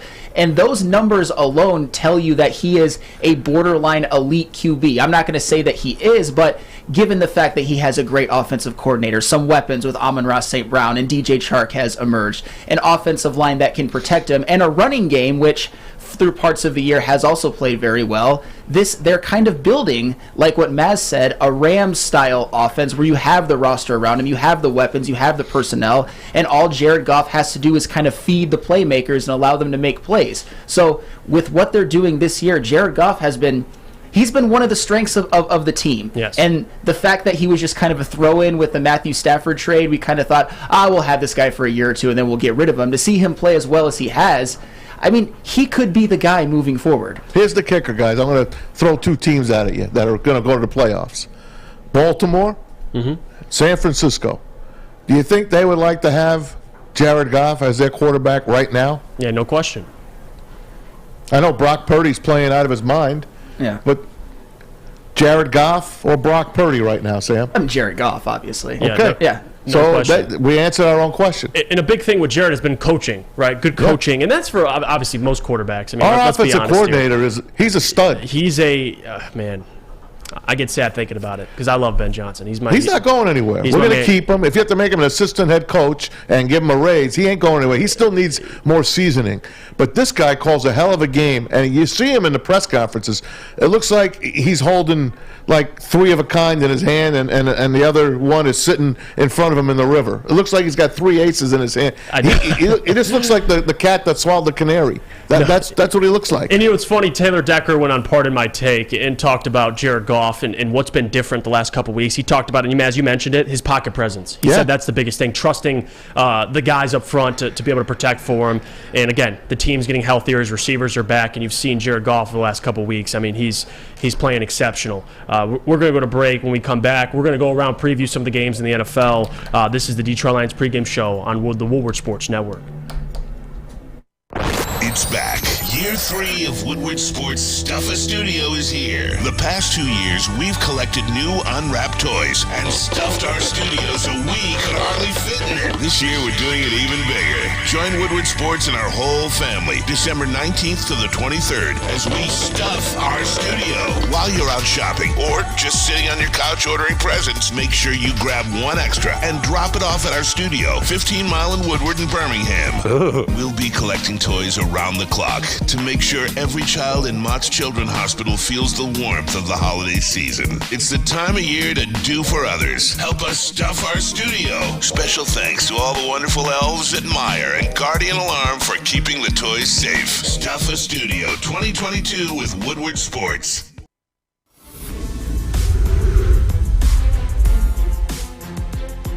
Week 15 in the NFL. We are making the cut here at Lady Jane's Haircuts for Men World Headquarters in Birmingham, Michigan. Mentioned Week 15, and the Lions are in the thick of a playoff chase. That's right. How excited are the fans? And do you believe they got one run in them? Let's go. All right, we got Brandon in the chair now, longtime Lions fan. Brandon, talk to me here. 4 games to go, tough one on the road at New York. Can the Lions win out and make the playoffs? Yeah, I think they got a chance. Listen to this, all this positivity about the Lions. We're not used to this. Yeah, we got that rookie's playing now. What is it, Williams? You know, he was looking Jameson good. Williams. Yeah, Jameson Williams. I think we got a good shot. As long as everyone's healthy and ready to go. Stay healthy. Let's go Lions.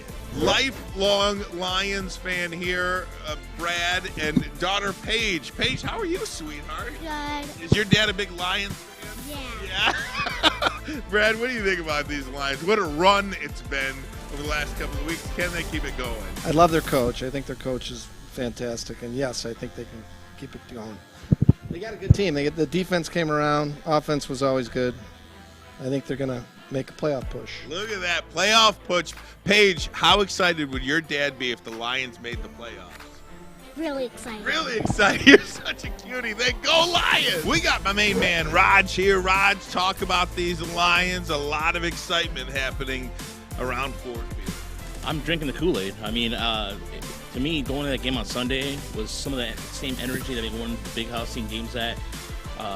Seeing Jared Goff be an efficient passer, getting passes up with touch and air, it's legit to me. I'm just astonished. Can they keep it going for 4 more weeks? Just say yes. Yes. No. Yes. Yes, we're going to coax them into it. Yes, go Lions! Oh my God! Look at Raj. Who doesn't love Ryan Ermanni, man? He's hilarious. Shout out to Making the Cut, filmed there by our guy Justin here at Woodward Sports. But this is Woodward Sports Detroit Lions pregame show. Jeff Iafrate, Tom Mazawey, Flannel Sam, and Chris in the booth. Hey, quick update on the World Cup, folks. It is the 8th time that the World Cup has gone into extra time. They'll play 2 15-minute halves. If it doesn't get done then, they'll have the little extra time that they always have, and then it goes to penalty kicks. So France and Argentina tied at 2 apiece right now in the World Cup final. My goodness, what a game! I mean, we got to turn it on here in the studio while we're recording. If you have money on it, I'm sorry, depending on who you have it on, but we'll see how it plays out. We're going to go around the NFL, but before we do that, I do want to comment on some of the things those people said, because you see the optimism in Detroit, and I think that's the greatest thing right now. I mean, if we know football's king, it is. I mean, no doubt. It's different. The Wings can be good, the Pistons can be good. Doesn't compare. The Tigers can be good, but it does not compare, Maz, and you know this. You know, you're the sports legend here. I mean, you know about it. The Lions, if they win a playoff game, let alone they get to a Super Bowl, this city is going to go nuts. And you see the optimism. There hasn't been this type of optimism in years, and people have been starving for it. And again, it's just exciting. Forget the game for a second. It's just exciting to be in this position to talk about high-stakes football in December. Right? That's all you can ask for. 2014. I love that Lions team. And Ndamukong Suh, Calvin Johnson, Matthew Stafford. You can go on and on and on. DeAndre Levy. It was a phenomenal team. That was the closest that Lion fans could feel that that's a team that could win a playoff game. Yeah. Obviously, they went in Dallas. They didn't get the job done. They got ripped off as well, but they didn't get the job done. This team, there were 2 other teams that made the playoffs after that. They weren't the same. The Jim Caldwell coached teams, the 9-7 season that cost him his job. 9-7 cost Jim Caldwell's job. I keep going back to that. And then we had the horrible restart, the rebuild. They tore down a pretty decent team, got rid of the best players, and we had to go through that hell for 3 years. But we're back now, and this is the most excited I've been as a Lions fan since that 2014 team. Sam, Flannel, you got to be, as a Lions fan, you got to believe that this team can get it done the way they're playing. Yeah, they dug a hole, but they're digging out. And I think that's where a lot of the optimism comes from. You can see watching them that this is different. This isn't just the same old Lions. We're watching other teams like the Bears in their game implode and have all those penalties. Like the Minnesota Vikings in the last game call that stupid pass from running back Dalvin Cook, and before he could get it off, he fumbled. Stuff like that, getting too cute. Go for 2. A team like the Giants turn the ball over 3 times, and the Lions don't turn it over at all. And then the Jacksonville Jaguars, did you see all those drops from Zay Jones? Other teams are doing same old Lions type things, and the Lions are capitalizing. They're playing clean. They're playing mistake-free, not having all these penalties and turnovers. And that's why I think fans are, including myself, are so optimistic, because you know what you see. You're seeing great football in the past 6 games. Not good football, great football. Yeah, especially, and you talked about it, Sam, the defense creating turnovers, which, again, that's been a big reason why, because if you don't have a great defense, turn the ball over. That's going to make your defense look a little better, especially in those situations. I'm going to call a little audible. We're going to save the around the NFL. We're going to do that next break. I want to play Kelvin Shepard, Lions linebacker coach, talking about the complacency, because the big thing that at least we've talked about locally is what's the mindset of this team, right? You won 5 of the last 6. Do you settle? How do these guys prepare now? Having success as of late. How do things change? And here's Kelvin Shepard. You're going to love this, talking about complacency for the Lions. That would be a joke for somebody in this building to get complacent. With where this organization has been for the last decade, for you to experience 6 weeks of winning football and think you've arrived, that's a joke to me. Yeah, that's a bar. That's a bar by Kelvin Shepard. I think that he echoes. That's all the coaching staff. I think that everyone's been preaching that. If you're complacent over the last 6 games, you don't deserve to be here. Hey, Kelvin Shepard's crew, that linebacker crew. Alex Anzalone is upped his game in the last month. Derek Barnes was playing terrific until he hurt his knee. Malcolm Rodriguez. Malcolm, from the get-go. And you remember Hard Knocks. He talked in front of that whole linebacker crew and said, this kid is the best linebacker we have right now. You're going to make me start a rookie. Yeah, okay? And Malcolm Rodriguez is in on every freaking play. He is at the bottom of the pile.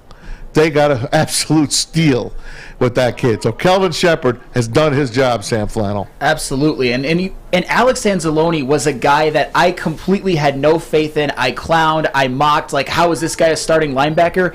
He's played very, very well in the last few games. He's made me eat my words. And then, of course, He's leading him in tackles the last couple of weeks. He has. I mean, I can't deny what I see. I'm always one to have a slice of humble pie. And we talked about Malcolm Rodriguez. I think we're seeing with him this year, it wasn't just because the Lions linebacking core is lacking. Malcolm Rodriguez is a starting linebacker in the NFL right now because he's good. He's one of the best defensive rookies in the NFL. And then Derek Barnes, he's another guy that I know he's hurt now, but I'd kind of written off at the beginning of the year. I think a lot of Lions fans had written off. He played a phenomenal game against the Packers, and then since then he's kind of taken off and been a pretty damn good linebacker for them. So a weakness at the beginning of the year, a glaring weakness, has now turned into, I wouldn't say a strength. It's a positive. It's a positive, especially from what we thought they would be. It's a pretty good linebacking core right now. Not bad. WoodwardSports.com, I love this comment. It kind of echoes what I was going to say, and he hit it right on the head. I mean, silent service. He played linebacker here, so he knows the suck. And again, that's kind of been the narrative, or at least what it's looked like for this coaching staff. I mean, Dan Campbell, he knows the city. Kelvin Shepard, he played here. Getting guys that are former players, Aaron Glenn, knows what it takes to have success in this league. So again, surrounding these players with former players, guys that understand, guys that can relate. And I love the mentality that Kelvin just echoed there. These guys can't get complacent. I mean, if you want to get to that next level, which I don't think they will, but if you want to get to the next level and you want to be a legitimate NFC contender, it's about going into each week knowing, hey, we're going to win this game. And I talked about this too, and I think a big reason why they've had success is the mentality shift, right, Maz? I mean, you're 1-6. You go in every week, you're prepared the same. But it's different when you're seeing losses, you're losing games. Now you're preparing, you're having success. And now you're approaching each week with more and more confidence heading into that matchup. Now every game, the mentality should be, we're going to win this game. No question. And they had that before, but there was always a little slight, like, hey, we're 1-6. Now we're in the playoff picture. Let's go get it. When you're 1-6, there's no way you go to Allen Park every day and say, oh, I can't wait to get there. But now, 5 out of 6 wins later, can't wait to get there. You can't keep them out of there. That's the best thing. What I don't get on this is Vegas has been all over the board on this game. We're going to talk about our picks here in a little bit. But earlier in the week, the Lions were a 1-point favorite. Then the Jets jumped up to a 1.5 favorite. Ooh. And then all of a sudden, the quarterback changed. Mike White is out. It flipped. As soon as Mike White was out, the Jets went from a 1.5-point favorite to a 1-point underdog. And today, it went back up on the Jets. Jets have now favored by 2.5 on this game. So I don't know what the money is starting to go to the Jets. There's some smart money on the Jets. I'm just hoping that smart money is wrong. And I'm shocked by that, too, because, and you kind of mentioned it, I mean, Mike White, he's playing, they're slight favorites. Now, no Mike White, no Quinton Williams, no Corey Davis, and they're still favored against a team who's healthier. That's a huge jump. It's fishy to me. Vegas knows something. That's a 3.5-point jump. Yeah, a field goal, basically. A little over a field. I mean, something's fishy, but again, moving on, I think that mentality of being the underdog, it might benefit the Lions again this week. Let's do it. But I want to go around. We're going to go to break. When we come back, I do want to go through all the NFL games. We'll do our pick-ems. We'll hear it from the guys. We were great last week. I don't know about we. I mean, I had some slip-ups. I'll be honest. I'm taking it on the chin. You bounced back. I picked the Cowboys to dominate. Didn't look that way, didn't it? I mean, Maz, this is why I got to listen. Flannel got that game. I got to listen to my guy, Maz. He tries to educate me as much as he can. And Booner. Hey, Booner, get well, man. We miss you today. Yes, we're missing Booner. He'll be back. Shout out to Booner. He's not feeling good today. Much love to him. But we're going to go to break. This is the Woodward Sports Detroit Lions pregame show brought to you by Swiss Insurance. We'll see you after the break.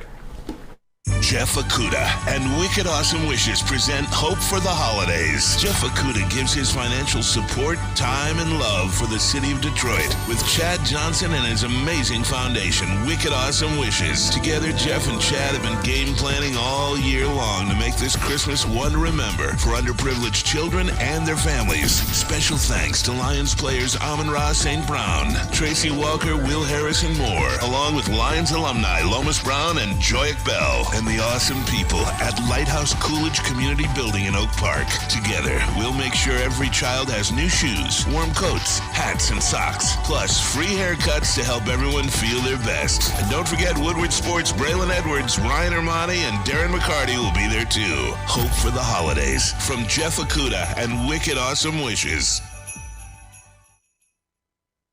Introducing the Planet Fitness Guide to getting that post-workout glow. Step 1. What's your why? More epic energy? Better sleep? Blow off steam? Step 2. Join Planet Fitness for just $10 a month and get moving in our clean and spacious clubs. Step 3. Bask in that post-workout glow. Join Planet Fitness today for just $10 a month. Join today at any of the 50-plus Detroit area locations. Make sure it's seen and heard. Corner, jumper. Tweet us, hop on the YouTube chat, slide in the DMS at Woodward Sports on all social media. We are back. Thank you guys for sticking with us. Woodward Sports, Detroit Lions pregame show. Jeff Iafrate, Tom Mazawey, Argentina Sam Flannel, scored. And Chris. And Argentina just scored. Time ticking down on France right now in the World Cup. Why don't they just pull the goalie? Are you allowed to pull the goalie in soccer? I mean, pull the damn goalie, France. Let's go. Yeah, that isn't my MO, but hey, screw it. Pull the goalie. I don't know if you're allowed. Screw it. Screw it. This is why we stick to our expertise here. And we'll stick to football. We'll go around the league. We'll start with the New York Giants divisional game. In a game where, they tied before the bye week. This is the night game, by the way. Yes. This is the Sunday night game. Yes, a Sunday night game. Two teams that are fighting for the playoffs. New York Giants, Washington Commanders. Commanders at home, favored by 4.5. I'm going to go last here because I really want to hear yours and Sam's reasoning on this game because I am taking one of these teams, I think, as my survivor pick today. Mm-hmm. I'm down to the final four. I got to pick one winner. I didn't pick San Francisco the other night. I'm still kicking myself, but I'm thinking this is the game I'm going to choose today, and I want to hear what you guys have to say about it. So for me, it's a tough divisional opponent. The Commanders, we talk about the hottest teams in football, but no one mentions the Commanders. Yeah, I know. I mean, they're sneaky. They're sneaky hot. They're just as hot as the Lions. They are. And again, they're in the playoff hunt. Different team than when the Lions faced them. They're getting healthier. That defensive line is terrorizing teams, and Taylor Heineke is just doing enough for them to win, and they've been pounding the football. So, again, a Giants team who struggles against the run. It's an interesting matchup. They're at home. I'm going to root for the Giants here. I think it's probably in favor of the Lions if you root for the Giants. I know this is one of those toss-up games, but I'm going to go with the Giants on the road. I think right now they understand what's at stake, and at the end of the day, I do like Brian Daboll a lot. Even though Ron Rivera's been winning games, I'm going to roll with the Giants. I think coming off the game they had, I know Terry McLaurin played well. We'll see if he can keep that up and play well again. I know the Giants have injuries in their secondary, but give me the Giants here. And I think it'll be close. Give me the Giants by a field goal. I got the Commanders in this one. I just think they have the better team. They have an elite defensive line with Deron Payne, Jonathan Allen, Montez Sweat. Terry McLaurin's a damn good wide receiver. And the Giants, they've been a team that's just been snake bitten by injuries. Their wide receiver core is one of the worst I've ever seen, except maybe this year's Bears team. Give me the Commanders. They're just better. They're at home. Commanders. Saquon says he's feeling great. I'm a Giants fan, as you know, as well. I like the Skins here. I like Washington here. I'm going to take Washington at home with the 4.5. I'm going to lay the 4.5 to the Giants. I'm picking Washington today as my survivor bet. And there's a lot of teams I can't pick anymore because I already picked them. This game seems like it's the best to me, I think. Yeah. Sam, and I'm going to go to you with another pick later. You tell me which one you would take. But I'm going to take Washington to cover the Giants here at 4.5. And there you have it. Again, to me, it's a coin flip. I mean, I like both these teams, but you guys make great points. I'm gonna lean with the Giants here. I'll be the black sheep today once again. Cowboys visiting the Jags. And listen, the Lions decimated them, but they're still a pretty good football team. I mean, they're not bad. Offensively, they got pieces. Defensively, they have a good enough defense. And we saw the Cowboys and how they played the Texans last week. Not really encouraging for a team that is one of the favorites coming out of the NFC. This is a sneaky one. I mean, the Cowboys favored by 4.5. If you're giving me an underdog at home, it's intriguing. I'm going to go with the Jags here. I think the Cowboys have been sneaking by. They've been winning games, close games. I mean, last week was a close one against the Texans. Give me the Jags on the upset here at home. I got the Jags in this one as well. I really like this Jacksonville Jaguars team when they play the Lions, notwithstanding. They've always kept every game close. Trevor Lawrence is emerging. He's proving that last year's circumstances were what cost them and not his skill as a quarterback. He's elitely talented. Travis Etienne has turned into a damn good running back. They have weapons. But that's true, but when he's playing, he's been dynamic. They've got some defensive players, some good rookies, and Devin Lloyd and Trayvon Walker. I just think the Jacksonville Jaguars are ascending, and they don't even have to win. They just have to cover. I don't necessarily think they'll win. I think they'll keep it close. They've kept almost every game close. Give me the Jags. And Maz, too, injuries to that Cowboys secondary. Yep. Hasn't been favorable. They haven't been great either. Last week, Houston took them to the end, right? It took a late Zeke touchdown to get the Cowboys that win, but I'm going to forgive them for that. They were 17-point favorites in that game, and how do you get up for the Texans? Even though it's an in-state game, how do you get up for the Texans? Now they travel, they go to Jacksonville. Trevor Lawrence playing his best football, getting better, playing like that #1 pick overall a couple of years ago. Obviously, he was robbed of his rookie season with that disaster in Jacksonville last year with Urban Meyer, and then he got fired and moving on from there. But he's got himself a hell of a guy right now. His coach is phenomenal, a Super Bowl winning coach. That said, I like the Cowboys to bounce back in this game and win it by a touchdown. Oh, I like it. All right, 2 Jags. You got 1 Mavs going with the Cowboys. And then you got the Falcons going to the Saints. Saints favored by 4. The Saints, to me, I mean, all year, and both these teams, I mean, you don't really know what you're getting. The Saints defensively have talent. But for the most part, offensively, it's been a disaster with Dennis Allen and how they move. I mean, that's terrible. That's been the imprint Sean Payton's left there, is what he's been able to do offensively. They don't have an offense, so this one's tough for me to call. Desmond Ridder getting the start for the rest of the year. We'll see how he looks. Mariota's done. But give me the Saints, just for experience. I don't know what I'm getting out of Ridder. I like the Saints defensively. I'm going to roll with the Saints here. I think they cover that 4 at home. Oh, man. I can't stand this Saints team. I think Dennis Allen is arguably the worst coach in the NFL. Alvin Kamara hasn't had a good year. The only bright spot is Chris Olave. Give me the Falcons because at least they have a competent coach and a couple of good defensive pieces in A.J. Terrell and Grady Jarrett. I think this is going to be one of the worst games of the day, but give me the Falcons by default almost. This is always one of the better games of the week because these two teams play nothing but 3-point games, 1-point games. I'll give you a number. 107 times these teams have met. What do you think the record is? Probably 500. Like 54 to 53. Oh, okay, so pretty close. All right. These two teams play tight. Give me the Falcons to hang and maybe even win this game for Desmond Ridder. Oh, I like it. Hey, I like it. I'm not betting the Saints. No, I probably wouldn't bet either of these teams, to be honest with you. Next, we'll go to the Steelers visiting the Panthers. The Panthers with Sam Darnold, man. It's a big game for the Panthers. And huge game. Speaking of Sam Darnold, the Panthers are favored by 3 at home. Pittsburgh, to me, with Kenny Pickett. I know he left last game. They had Mitchell Trubisky. I don't know off the top of my head who's starting this game, if it's Trubisky or it's Pickett. Or actually, it might be Mason Rudolph. I don't know off the top of my head. Either way, I'm going with the Panthers here. I just think defensively, the Panthers, to me, and this is why I'm not worried about the Panthers for the Detroit Lions, but I can see that as a trap game. I mean, they have tons of talent defensively. J.C. Horn's one of the better corners. You have a defensive line. Offensively, they're okay. Sam Darnold, DJ Moore, it seems like he gets DJ Moore involved when he's at quarterback. This game, I think, will be something along the lines of a 2017 win, 17-14, but I'm going to go with the Panthers here.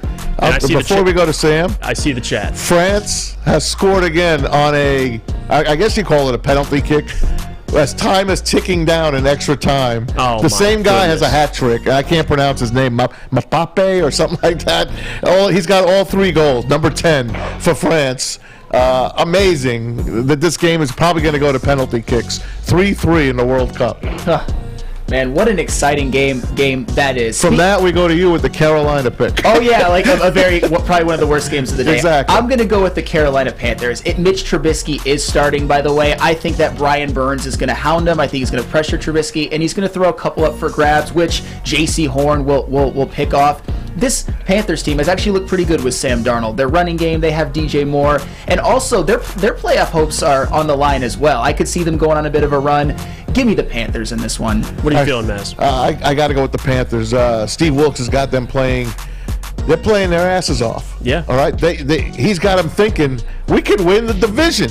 Don't forget, if they win this game and Tampa loses, and I think Tampa will lose to the Bengals, they're tied for first. And guess what? Carolina has the tiebreak. Carolina will be leading the South if they win and the Bucs lose. Go Panthers. But I'd really like to see them lose because I really don't want them playing for much against the Lions next week. No, I would not either. But talk about turnarounds. Carolina Panthers, man, go from one of the worst teams in football. They still stink. Well, they are, but to have the chance, and that division is the worst. It is. I mean, that is the worst. Could be division. the worst in history to make a playoff. I was going to make that argument. I mean, you could argue one of the worst I know the NFC divisions East made ever. it at 500 a couple years ago. Yeah. This is going to be an under 500 team making the playoffs. Oh my goodness. At least you see Brady in there, but the Panthers, I think everyone will be scratching their heads a little bit. Regardless, moving on, the Patriots traveling to Las Vegas to take on the Raiders. Raiders favored -1. To me, Maz, the Raiders are favored by 1. Give me the Patriots. I mean, let's be honest here. I think against his old coach. Offensive coach, Josh McDaniels against Belichick. Belichick, defensive mind. He's going to know how to absolutely dissect this offense for the Raiders. Him and Patricia together here. I don't trust the Raiders whatsoever. And again, I don't trust the offense for the Patriots. So I could see this as a lower scoring game, but I think defensively the Patriots are going to show up here. And give me the Patriots. I think they win. The Patriots on the road. I got the Raiders in this one because it doesn't make sense that the Raiders are as bad as they are. Josh Jacobs is leading the NFL in rushing. Devontae Adams is having his typical dominant year, and Max Crosby is having the best year of his career. All three of them, absolute studs, and they still aren't good. So I just think this is a game where they kind of put it together, look like a better team than their record indicates. The Patriots have no offense. Give me the Raiders. The Raiders are better than the Patriots, but they have the worst coach. Josh McDaniels. Is he worse than Nathaniel Hackett? That's a great point. No, he's not as bad as Nathaniel Hackett, but he can't get it. He's the worst. That's all I'm going to say. He doesn't deserve to be a head coach. He failed once. He failed again. He'll be back with Matty Patty and Bill Belichick before you know it. The coach and the teacher and the mentor wins this game. Patriots win this game. Yeah, I'm rolling with you, Maz. Moving on, now we get into some interesting matchups here. Titans traveling to L.A. to take on the Los Angeles Chargers. If you want to call that a home game for the poor Chargers. Yeah, if you want to call it a home game, let's be honest here. Going to be Tennessee fans in the crowd as well. Chargers favored by 3. They're getting a little healthier. They are. Defensively, still have a lot of question marks. They suffered a ton of injuries, especially to that offensive line. But to me, and the big thing for me too, Maz, is Justin Herbert. I mean, what else is there to say about him? I mean, I love the Tennessee Titans, and again, I am a big fan of Mike Vrabel. I'm going with the Chargers here, simply because of who's at quarterback. And Justin Herbert is a game changer. I mean, you could put the entire team on his back. He'll figure out a way to win these games. Give me the Chargers here. I think they cover that -3. I got the Chargers as well. I'm a big Justin Herbert fan myself, too. I think he's playing some of his best football at the best time, ready to go out and prove something, lead this team to the playoffs. Austin Eckler, they're getting more healthy offensively. Their defense, obviously, they still have some injuries with like Bosa and Derwin James, but this Tennessee passing offense is terrible. They just gotta keep Derrick Henry somewhat in check, and they will win. I got the Chargers. Oh, it's the worst. It's one of the worst secondaries in the NFL. So you're right on the. I'm taking the Chargers as well. I think they're getting healthy, like you said, and they're playing for something. They're 7-6. They're in the playoff hunt. They win, and the Patriots lose. They jump to the 7th spot. And again, if the Jets lose as well, the Chargers will have the 7th spot all to themselves. Titans are fading, although they lead the South, which could be the second worst division. So the AFC South and the NFC South, the two worst divisions in pro football. Yeah, and on top of that, too, I mean, we talk about the Chargers. Brandon Staley is essentially coaching for his job at this point. They got to win out. If they make the playoffs, I think that boosts the confidence around in Chargers fans and the Chargers organization about Brandon Staley, because a couple weeks ago, Maz, I wasn't too confident he was keeping his job, but we'll see how the Chargers play out. Moving on, Bengals travel to Tampa Bay, taking on the Bucs.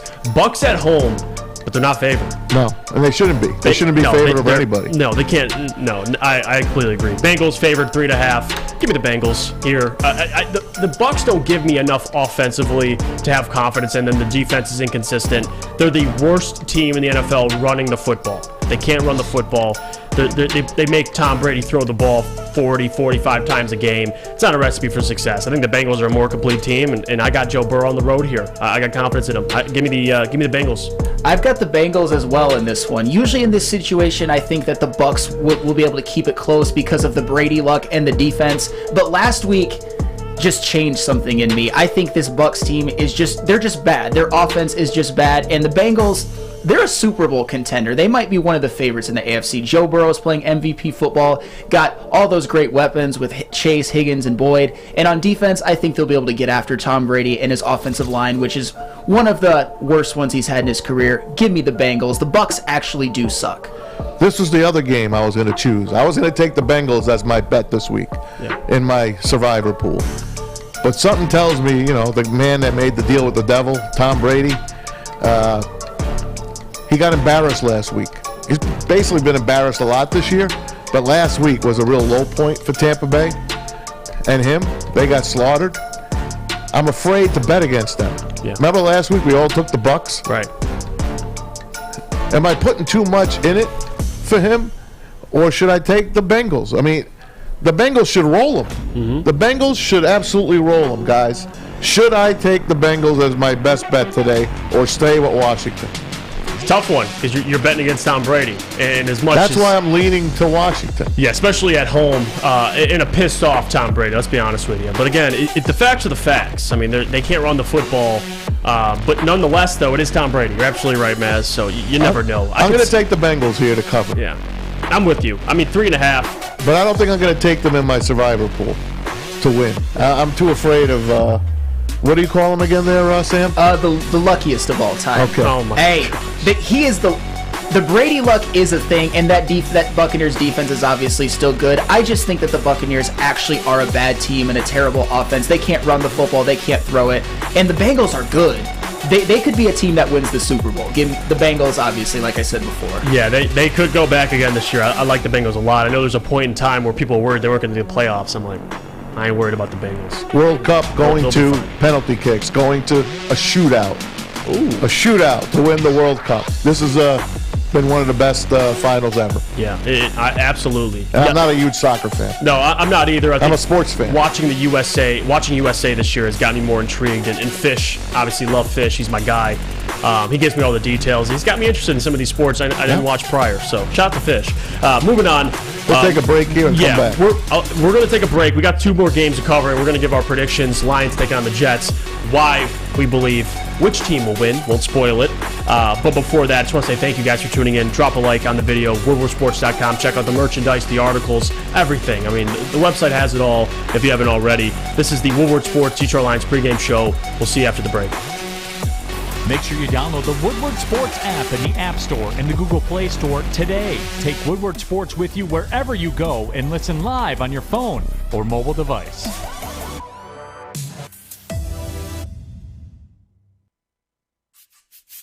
You don't have to go to the beach, man. You don't have to get your butt crack full of sand. You just need a little chili peppers, man, to get that glowing beach chili peppers tan. Woo! With 26 locations in the Metro Detroit area and more coming, Chili Peppers Tanning is where you'll find the cleanest salons in the D. Join the Pepper Club for the best deals on unlimited tanning. Head to chilipepperstanning.com. You just need a little chili peppers, man.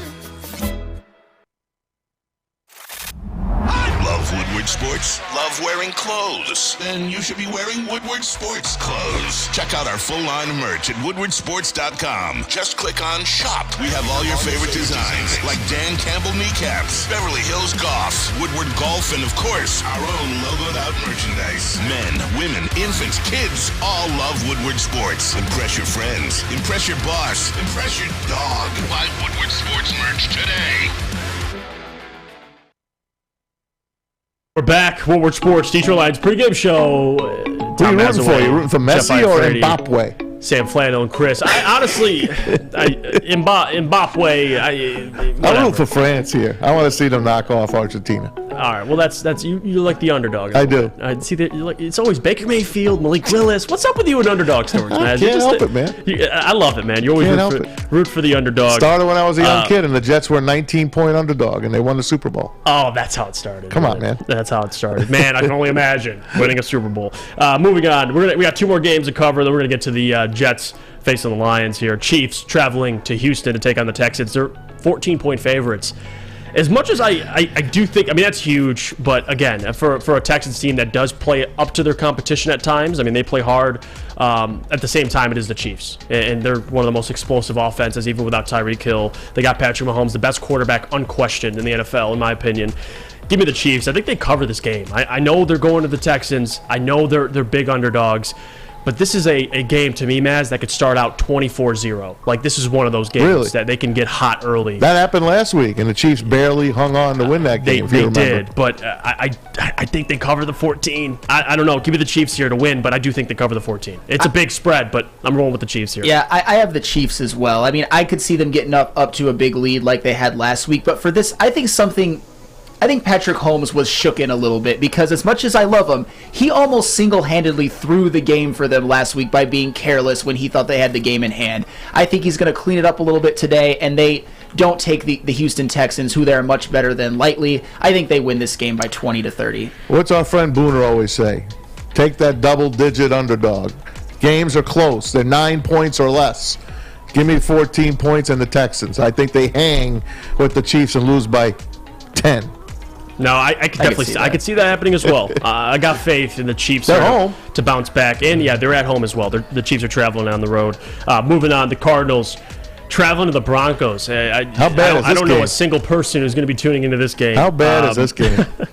You have the Kyler Murray-less Cardinals facing on the Russell Wilson-less Broncos. So, wow. So you got Rippon against McCoy. Colt McCoy against Mark Rippon's nephew. What is it? Brett Rippon. Mm-hmm. What a game. Yeah. I mean, this is going to be a 13-10 ending here. 17-14. It's going to be a crapshoot. Give me the Cardinals. I just think McCoy has a little more experience starting.